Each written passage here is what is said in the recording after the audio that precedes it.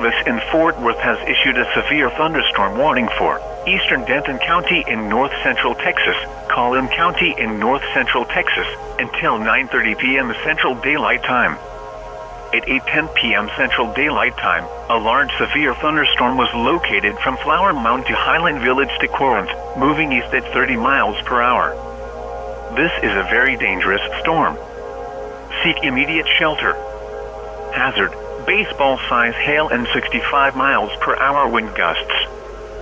Source: radar indicated. Impact: people and animals outdoors will be severely injured.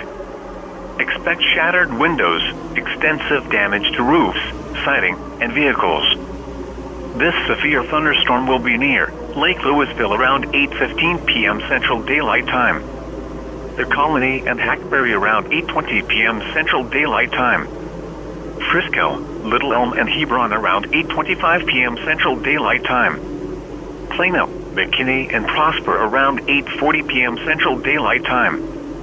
This is a dangerous storm. Prepare immediately for large destructive hail capable of producing significant damage. Move to shelter inside a sturdy building and stay away from windows.